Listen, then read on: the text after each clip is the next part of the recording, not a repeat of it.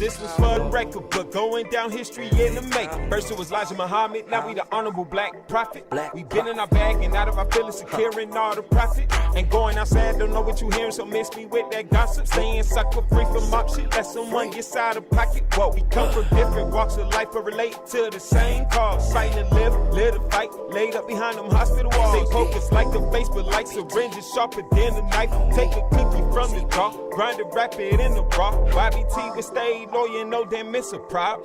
Shots to my producers, King Jones, it's a hop.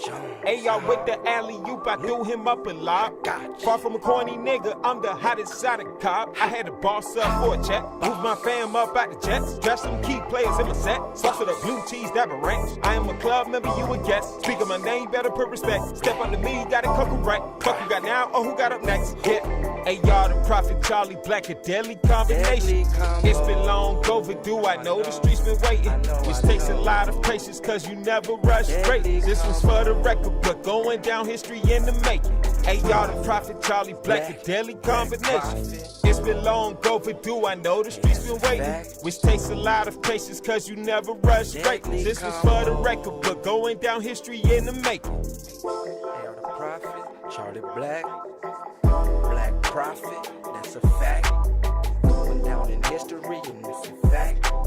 It's a deadly combo, niggas know that. Prophet, that's a fact. Black Prophet, from the bottom of the map. Atlanta, Georgia to Florida. We up in them waters, it's on, bruh. Black Prophet, that's a fact. Deadly combination, y'all got it at.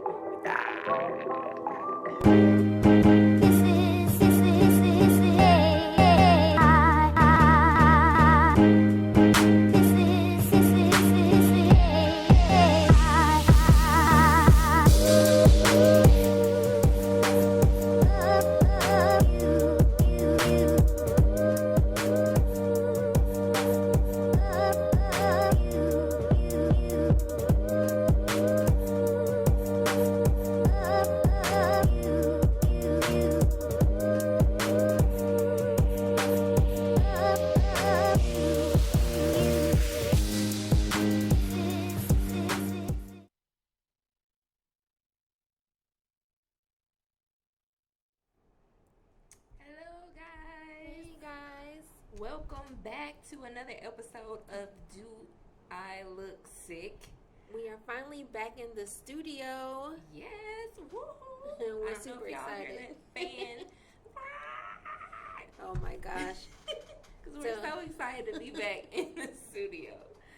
So I know y'all have probably had an interesting summer. I hope you guys have taken note of some of the things that we talked about in our previous episodes of Do I Look Sick on how to make this a fantastic and COVID safe summer. So all right, well today we're going to get into talking about school and our kids going back to school amidst this pandemic and what your thoughts are about that. So if you want to tune in and be a part of the conversation, you can reach us at 470-251-4647, and we're just going to get started with this conversation because I know everyone's talking about it amongst themselves anyway. Right. So I know it was a little rocky just ending the school year because we were thrown into virtual learning, and it was a huge adjustment for everybody, the parents, the teachers, and the students. Yeah. And I think the frustration of being thrown into that predicament without any real preparation just added to stress. Yes. We just weren't prepared for that. Like, when we stopped, it was like, okay, well, we'll see what's going to happen. But we weren't prepared for that, March 15th to be, I don't know if that's the date, I'm just picking something, right. But we don't know if that is, we didn't know that was going to be it, like the end of the school year for the seniors and, people graduating from college and all that kind of stuff. It was just kind of like, let's see what's going to happen. Yeah. We didn't expect this still being at home, months later and still dealing with this. I know I didn't. Right. I don't think, like you said, I don't think any of us did. And a lot of us expected to go back into fall semester with everything back to normal. But like we discussed previously, I don't think that things will go back to a normal per se. It's just a matter of creating a new normal around this virtual learning, work from home type of environment. I think it's very forward moving. It kind of sucks that it took this pandemic to get to that point, but maybe it'll put some things in motion going forward. So yeah, because I mean, I know we're talking about schools and everything, but you know, how many employers were like, oh no, we can't have you work from home, we don't have a program like that. And then, you know, when we were behind the 8 ball, everyone pretty much was working from home. So, you know, it's changed the way we think about how we are able to move in our lives, and we need to kind of get with the times and make this school year the best for our kids, you know, that we possibly can. Right. And I can attest to asking my job, can I work from home, before I had to actually leave, and I was told no. So now, guess what? Everybody's working from home now. Right. So, and that just, I don't know. Well, I guess it would have been easier for me now if they had approved that, because I feel like regardless had have stayed or my current situation, I kind of feel like I've been preparing for this moment for the last 4 years or so. So, and I know people do different. The kids and the students and the parents do different versus virtual versus traditional schools. Like for some kids, that's not really the best way for them to learn, but for some other kids, they thrive off of learning virtually. They don't have the distractions of the other students, you know. They don't have the distraction of, you know, whatever is going on with their home life, and bringing that to school.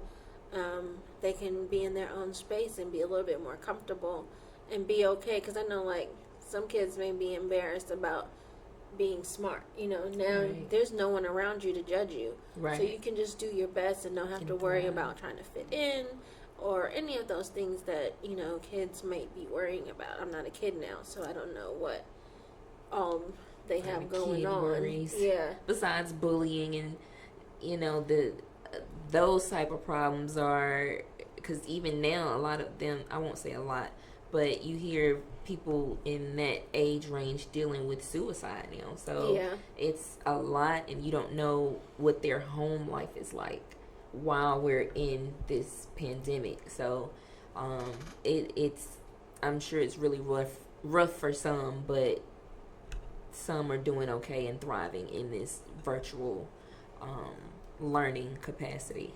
So did your district do a traditional hybrid and a virtual kind of sample? So our county sent out a survey to kids, parents, teachers, to basically gauge how we're feeling about sending our children back to school, back on the bus, you know, all that kind of stuff. And they've decided to completely start online on August the 17th, and then reevaluate it on a month-by-month basis. Okay. So that's what they're going to do. And I'm comfortable with that, because my main thing was, well, there's a couple of points that were concerning to me. Like, I am a parent who is able to take my child to school, because the bus situation is, you know, scary. Because there's so many kids where some of them are sitting in the aisleway on the bus. So there's no way they could have possibly social distanced on the school bus. And so I'm blessed in that I could have taken my son to school, but I don't know about everyone else. Yeah, and that's not everybody's situation. And we can take my niece to school. At one point, you know, she would venture out with the bus, but like you said, it's I don't even feel comfortable sending her back to school because, for one, even the adults in the grocery store don't follow the social distancing rules and the mask requirements. So I really don't expect grade school, whether it's high school, middle school, or elementary school, to implement, to really, how would they reinforce that type of stuff? So, like, it's really scary. So kids like being around each other, and you know, in high school they have their boyfriends, their girlfriends, they want to be close to them. In elementary school they may not really understand personal space, and if they're, you know, in a special needs class or something like that, how can you know, that they thrive off of pattern and routine. So now, you know, maybe a teacher who always hugged them every day, they can't hug them anymore, and like, how would they adapt to it? So I mean, beyond just the social distancing and the cleaning, because I can attest to the fact of going to my son's school and there just not being soap in the bathroom or not being hot water, and now you're going to tell me that it's definitely going to be there. And my son is always talking about, well, Mom, you're my priority. I don't want to go to school and bring anything back. Like during flu season, if someone remotely sick is near him, he's like, get away. Like, I'm not taking that to my mom. Right. And I can completely understand that. It's just, I don't expect them to really reinforce a lot of these social distancing and the requirements and the sanitation. It's a lot. It's a lot. Think about like lunch or changing classes, or some schools aren't designed to have like one hallway be one way and another hallway be another way, or one stairwell be up and one stairwell be down, or, you know, it may take the kids longer to get to classes if you're doing it. Like, I was thinking about things from all of those perspectives. And I think one of the meetings that we had, when they spoke about lunch, they would still eat in their classrooms. Yeah. So they would be in the classroom, I want to say in the same classroom from the time that they get there till the time that they dismiss. So now, my thought about that, is that going to change? I mean, we already know the quality of school lunch isn't all that wonderful. So is that going to change the quality if they're getting like brown bag lunches? Because I think that's what my county said they were going to do. And, you know, if that's the case, there are a lot of kids, you know, in Title I schools who depend on free lunch and free and reduced lunch programs. So would they be suffering as far as their nutrition? Right. I mean, I know during the summer they have been sending, one of my parent friends said that every day at the same time she would hear like a blowing of the horn, and it was a school bus coming in the neighborhood to drop off food and meals to the neighborhood kids. So when their nutrition suffered with the whole COVID thing and not being able to physically go to the lunchroom and stuff like that. Yeah, but even now, I guess they would have to figure it out, because even now some of them are suffering because they don't have enough food at home. Right. So whereas when they were at school, they were getting meals, at least breakfast and lunch. Right. So it's like now they're at home, and are they eating? Right. So let's hear your thoughts. We're just gonna switch, not really topics, but we want to hear your thoughts. 470-251-4647. What has been discussed amongst your school district? I think at this point it's really all pretty much the same now. The virtual learning is just a matter of when they start. I think my niece's district starts August 24th. Not I think, but they start August 24th with a full virtual learning as well. Okay. What are they going to do? Are they going to like do what our county is doing and reevaluate it, or? I don't recall him saying it'll be reevaluated, but he did say that it'll be on a quarter system. Okay. So basically, normally they take 8 classes, 4 per day, 4 different ones per day. Well, they'll take 4 classes for the entire semester. They'll have that, switch. quarter at 1 will be 1 and quarter 2, and then they switch, on the quarters 3 and quarters 4. They take the other 4 classes. So they'll do it like that instead of having all 8 classes in one semester. And regardless of they go back or not, in the spring of 2021, they'll still be on that system. They'll probably reevaluate it because the way he spoke, no one's sure what it's going to look like in the last quarter of this year. Yeah. So he's mainly speaking of the first quarter of the school year. I kind of think it might just be easier to finish out the whole semester this year on virtual learning instead of splitting in between. And then trying to transfer in mid-year or whatever. Yeah. Just finish out. If you started one way with the semester, just finish it out with that semester and switch gears for the next semester. So, but I thought that was a good way to break up the classes, and it doesn't stress the students out with worrying about all those classes at one time. They can focus on just those 4 classes, especially just trying to adjust to the virtual learning. Yeah. So, but I think, though, if they're going to, continue to push the virtual learning, I know people who are teachers, so I don't want to put them down at all, because I understand that that's a really difficult job to have, and especially being thrown into such like a whirlwind. Mm-hmm. But I hope that they've had enough time to properly plan it out so that the kids who need additional help can get it, or there's a set rubric for the activities that they're requiring them to do, mm-hmm. and that there's actual teaching going on, because our district had just pretty much worksheet, mm-hmm. like do this online, do this online, do this online, but there was no avenue to ask for help if you didn't understand the work, and I found that was faulty.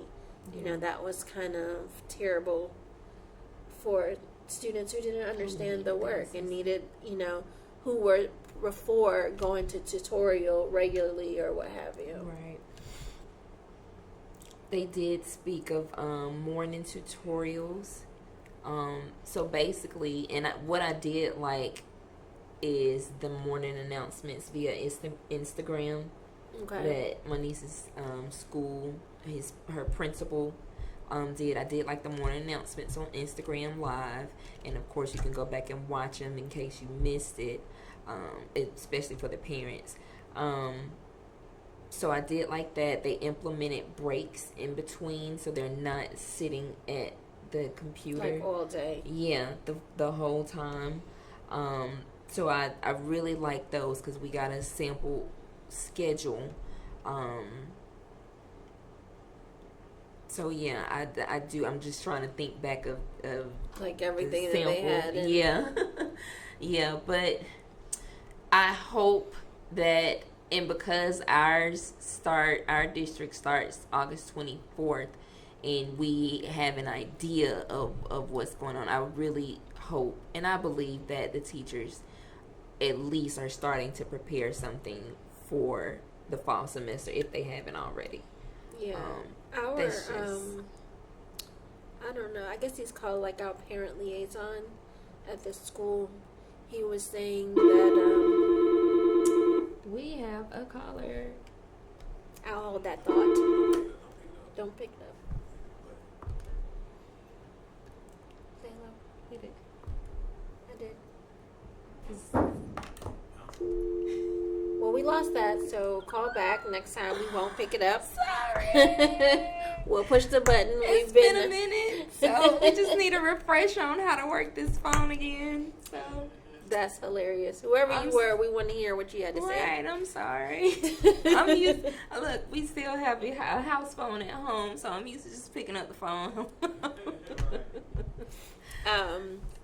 So I'll finish that thought, and maybe they'll call back and talk to us. Okay. But our parent liaison was saying that he is working harder now that he's not in the school because he's moving so much stuff to like Instagram and Facebook and trying to make sure people are actually getting the information and trying to, keep the school spirit going and have the students involved and have the bands involved and all that kind of stuff. So he's like, I think I'm working harder now that, we're doing everything virtual as opposed to, regular brick and mortar. So right. So have they figured out the athletics in your district? So they want to do football, but I'm not understanding how yet it's going to work. And I think maybe a parent said on and I'm a band parent, so I'm biased, but this parent was like, well, who's going to come to the game if the band's not there? So I was like, that's very true. Who is going to come to the game if the band's not there? Right. And I think they were like, oh, yeah, the bands are our moneymaker, so we have to do what we got to do and see if we can get these kids in the band camp because they're not conditioned right now. Yeah. By this time, my son probably would have been in 2 band camps or would have been working for half the summer by now. Right. So they're just trying to figure out how to do it. Now they're saying, first they were saying there would be marching bands, and then they said, okay, well, no marching bands. So I don't know. We're ready either way because, when they're practicing and when they're outside, they're already socially distanced by like 5 feet or whatever. The issue comes more so when they need to go into the band room. So they were talking about like their sectionals, just doing maybe one section at a time. All right, let's try that again, Mia. I'm going to let you. You going to let me do it? Yeah, I'm going to let you. I'm going to let her handle it. You're on the line with SCA 365. Hello. Hello. You're on the line. Hello? You're on the line with Sickle Cell Awareness 365. How are you? I'm great. How are you? I was calling just to talk about, what my son's school has. They have the option still Okay. to go to school or not, and we're kind of on the fence whether to send him back or let him stay at home. Now, with him having sickle cell. Okay, that was my question. I'm sorry. So what's your main concern about sending him to school versus, staying at home? Well, he also has a brother who doesn't have sickle cell, and they go to the same school. So on one hand, I feel like there's a chance he could be exposed anyway with his brother going back and forth. Yeah. And I actually talked to a nurse on his sickle cell team, and she said that they were using some sort of protocol and that just based on his history, he might be okay, but to wear the mask. Okay. But there's just so much uncertainty. You just never know. Yeah. But I do feel like having done the virtual learning, that we just went through, I feel like he learns better in the classroom. Yeah. And so that's why I want him to go. The option is there for him to go, but I just don't know if it's the best decision for him to go based on his health. Yeah. It is so much uncertainty, and unfortunately we are not getting all the information to make the best decisions. Thank you.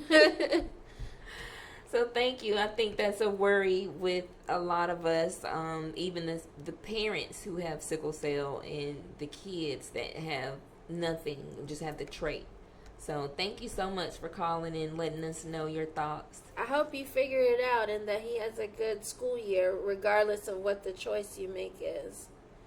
Oh, thank you so much. Thank I'm glad you you for guys have this calling. outlet for watching. I'm watching with my son. Oh, good. I'm glad they're watching. Awesome. Thank you for tuning in. Okay. Bye-bye. All right, thank you. Yeah, All that. right, we did it without hanging up on someone. I know. I'm gonna let you handle that. So yeah, I think that's tricky as well for the parents with sickle cell and the kids that either have the trait, or in my case, my niece doesn't have anything. She does not even the trait. However, she's with me and my mom, who also has an Underlying. Right.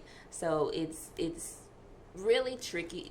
She liked the online school anyway. She liked virtual learning anyway, but it still was a thought for me and my mom to consider, like, wait a minute, do we want to send her out there? Them kids ain't gonna listen. Them kids be turning up already. So I already know. And I think it's kind of unfair, to teachers, like, especially in districts where the classes are overpacked. Yeah. And now you want me to enforce these rules, be able to teach. I'm already having difficulty teaching my students because, maybe they're not really interested in learning or what have you. They're interested in more of the social aspect of school. So now we're putting, like, this extra layer of responsibility on teachers.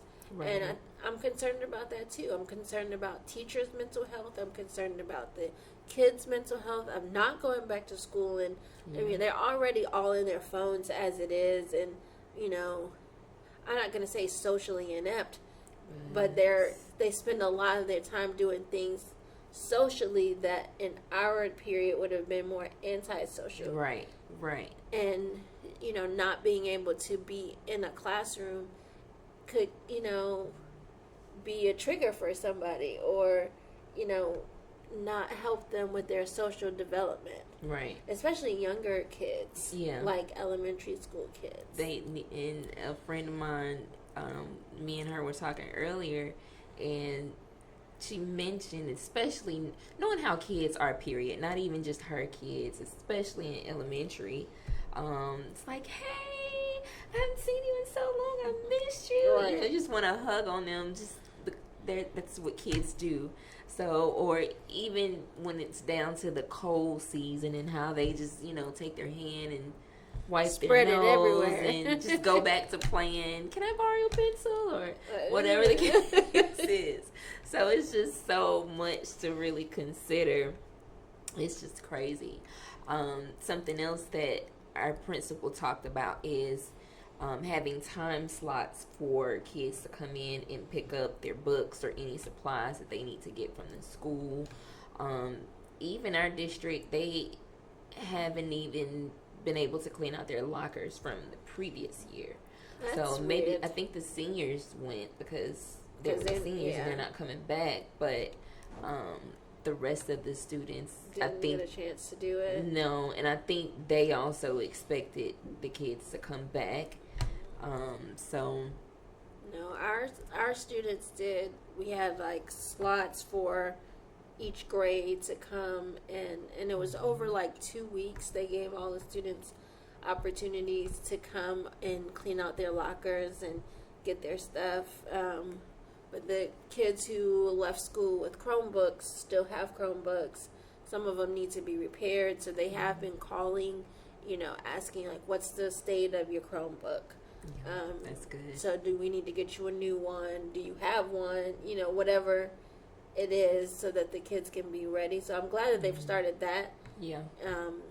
Because I don't want to be one of these parents who at the 11th hour is like August 16th and we don't have a Chromebook. No one's contacted us. We don't know how to get one, or the Chromebook is broken, or what have you. So I'm glad that they've started that now.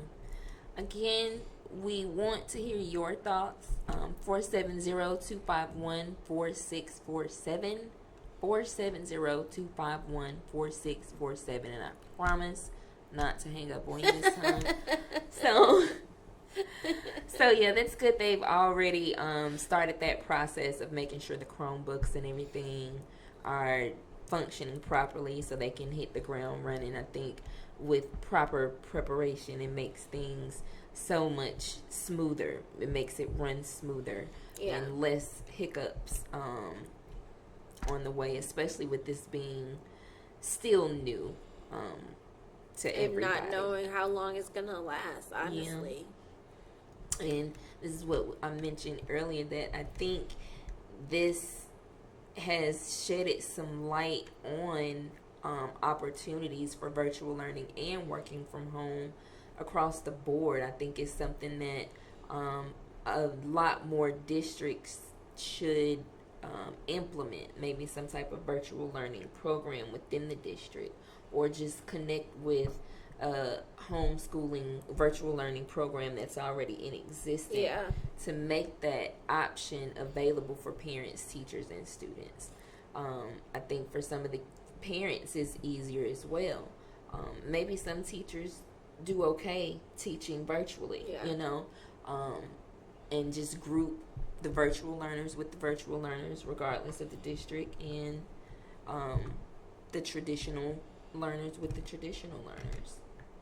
Yeah, because I mean, places like, we talked about this earlier, but places like Georgia Cyber, K-12, Destinations, Connections Academy, all of those places have been doing online learning, and they kind of have it down pat. Like, they've been doing it for so long. You can probably take a page out of their book, or, maybe not even necessarily have to, because it's free and it's like public school.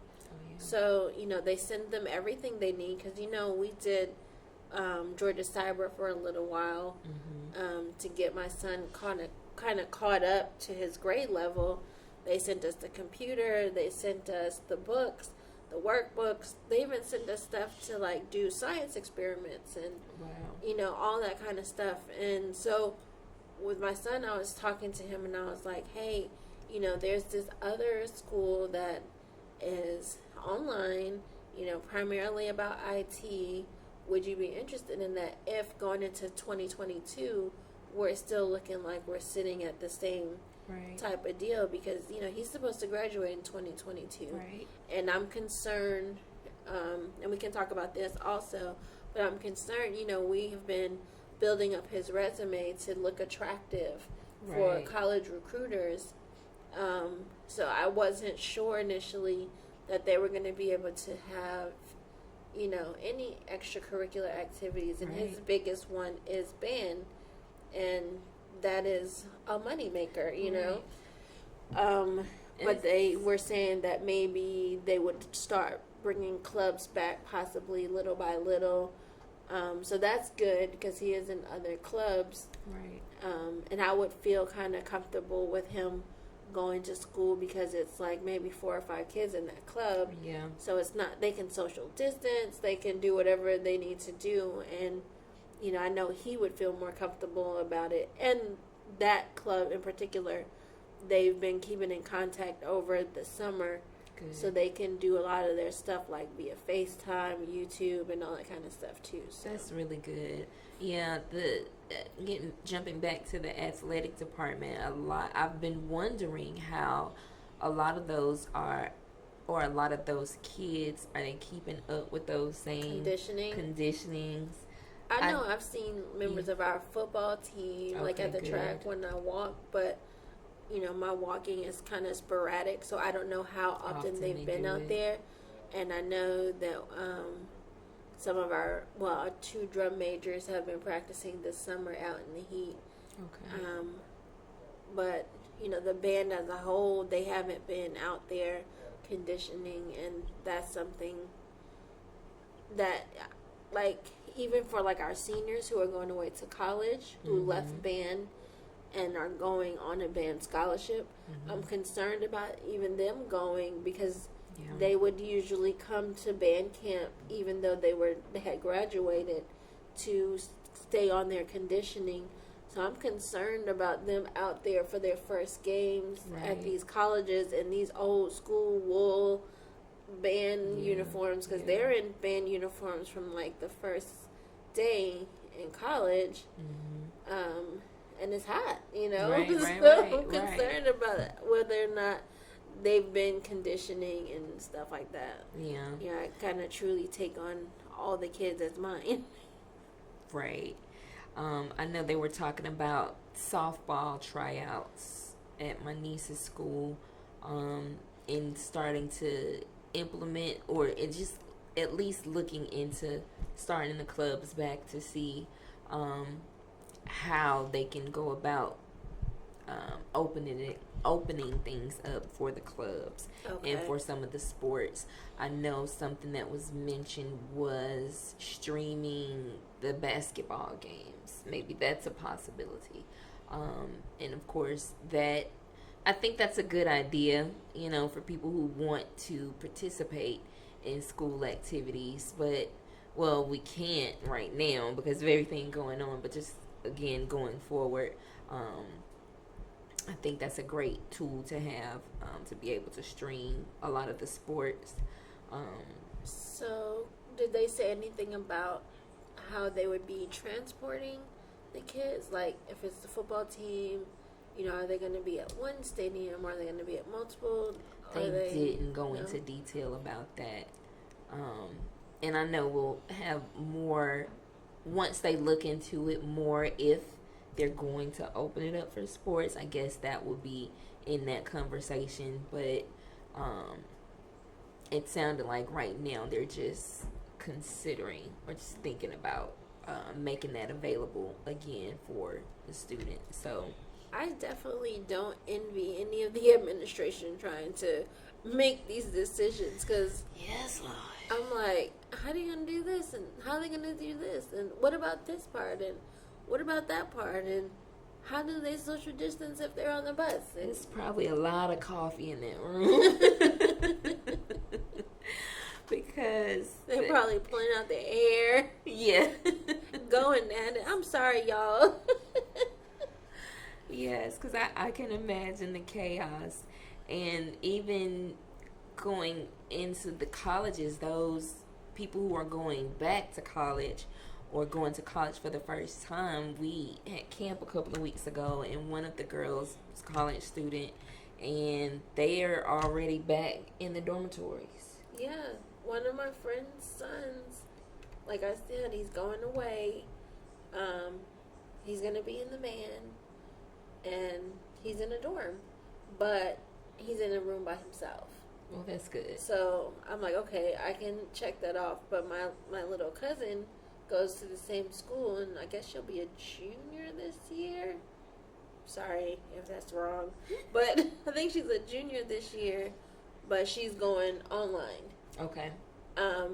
But she's got an internship that she's been working on this whole time that we've been out and stuff like that. So this is actually probably good for her because she can continue working at her internship. Yeah. And it's a paid internship too. Oh, So, and it's in her field. There's so many things that you can do with this time. Yeah. But I am concerned with, the fact that my son's supposed to graduate next year, and I just want him to, not lose any momentum because of this. That's definitely something to think about, especially for those who are not doing well with the virtual learning. One of the things that concern me is I think the scheduling may be off, because I really don't feel like that the spring 2020 semester, I think a lot of them just passed because they were over it. You know what I'm saying? Not to say that No, I honestly agree with you. Not to say whatever work they did didn't count, but I really think just everybody was over it. So it was like, okay, whatever grades you had when the last time y'all were actually here. Well, because in our district, they sent out a thing. They were like, okay, so basically, and this is like a month passed, and they were like, okay, so if you had such and such grade by a month before the date they put this thing out, you could basically just have those grades. If you weren't passing, you could continue to do work to increase your grade, or you could just go with these grades that you had from a month ago. Yeah. And I'm like, well, dang, like, It's it's just like kind of whatever. yeah. And then, we had a scheduling issue that wasn't resolved before we went out in March. So my son is like not getting assignments for one of his classes, and he's logging on, and then he finally realizes that something is wrong. And they're like, oh, well, we didn't have you in the right class or something like that. So whenever all the other kids were out on spring break, he was still doing work because for like 2 weeks, basically, he didn't have any work, but that wasn't his fault. Right. And it was something that happened even like the semester before. So I'm like, what is the problem here? Where's the disconnect here? And it's like now the ones who might have fallen behind in spring 2020, when they start in the fall, they can't really pick up where they left off because they're behind still.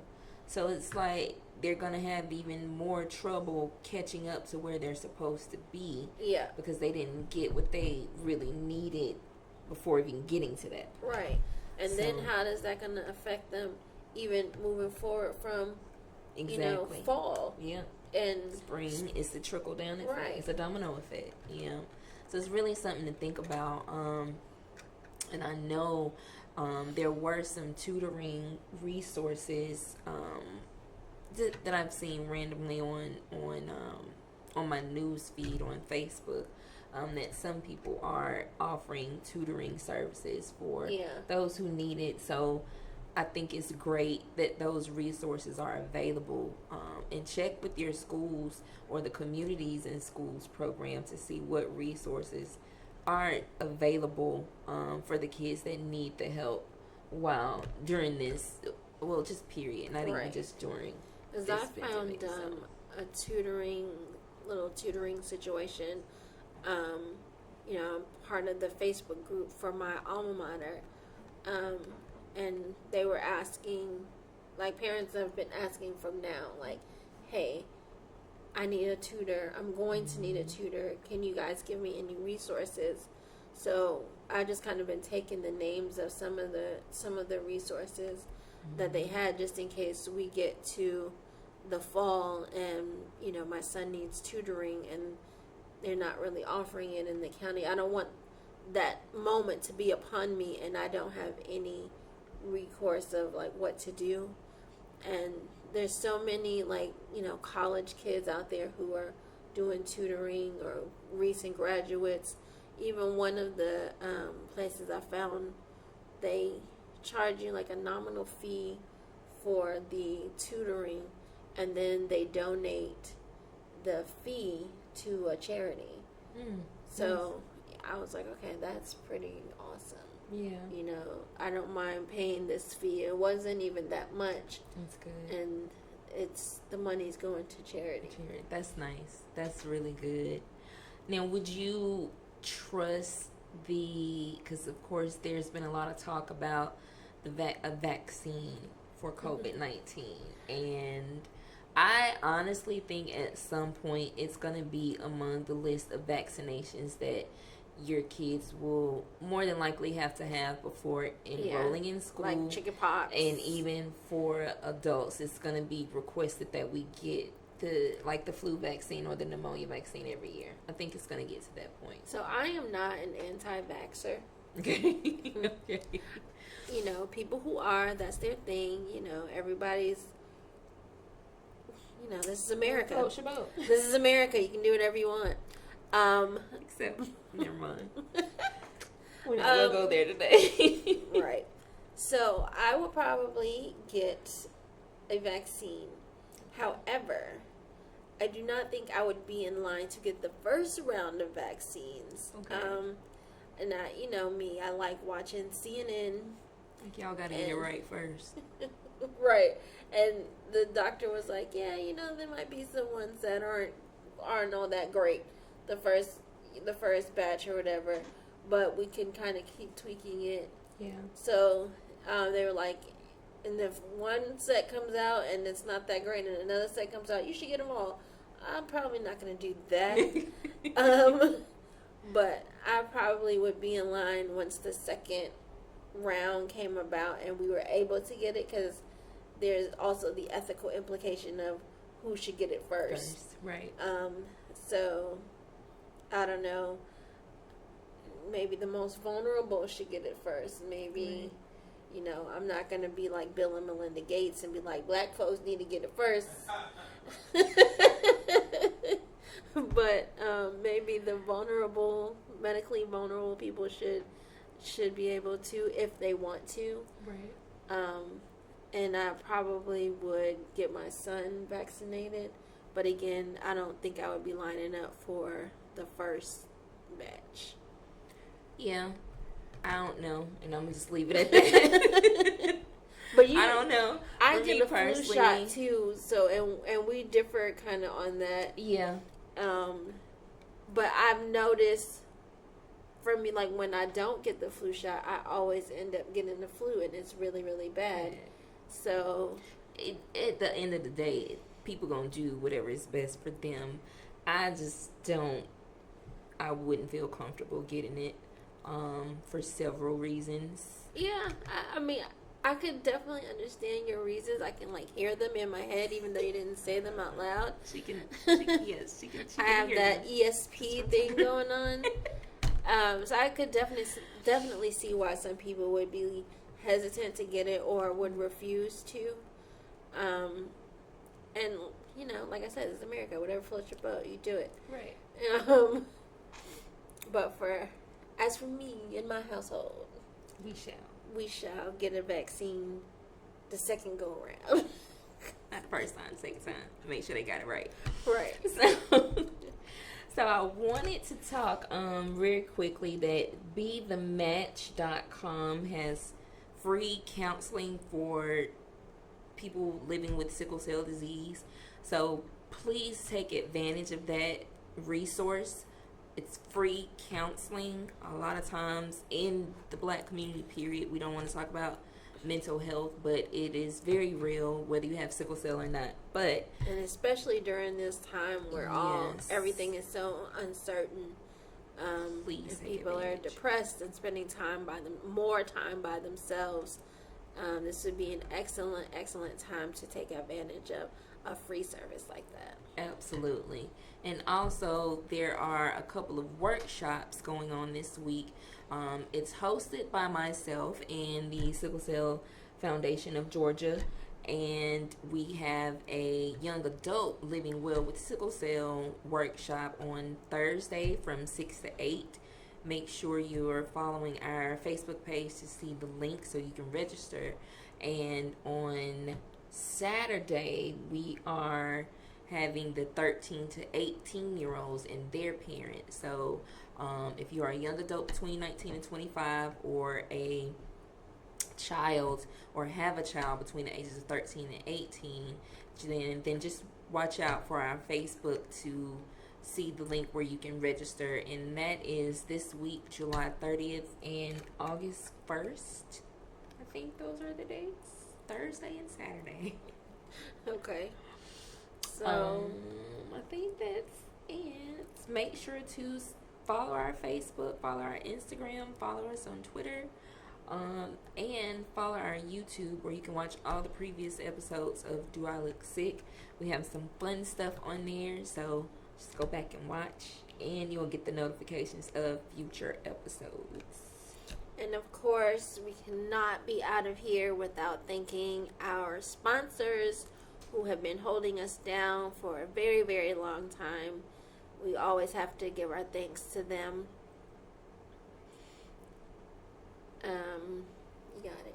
Mr. Moore with the Apex Museum, which is currently still closed right now because of everything, but You can check them out on Facebook. absolutely. And when they open up, do not forget to support. We have Miss Tanya Robinson with Kids Stop Daycare and Learning Center, where your kids will get the best in pre-K education, and the Black Professionals Network. So we cannot wait to partner again, with the Black Professionals Network, and maybe make another trip to North Carolina once we Get the all clear. Right. So, thank you guys for watching, and we'll see you in a couple of weeks. Yep. Appreciate you guys. Good night. Deadly combo. Deadly combo. Black Prophet. Charlie Black, AR the Prophet. AR the Prophet, Charlie Black, a deadly combination. Hold up, I don't think they heard me. I said, AR the Prophet, Charlie Black, a deadly combination. Hey yo, turn me up a little. We good. AR the Prophet, Charlie Black, a deadly combination. It's been long overdue, I know the streets been waiting. Which takes a lot of patience, cause you never rush great. This was for the record, but going down history in the making. AR the Prophet, Charlie Black, a deadly combination. It's been long overdue, I know the streets been waiting. Which takes a lot of patience, cause you never rush great. This was for the record, but going down history in the making. First it was Elijah Muhammad, now we the honorable Black Prophet. We been in our bag and out of our feelings, securing all the profit. And going outside, don't know what you hearing, so miss me with that gossip. Saying sucker free from mob shit, let someone get out of pocket. What we come from different walks of life, but relate to the same cause. Fighting to live a fight, laid up behind them hospital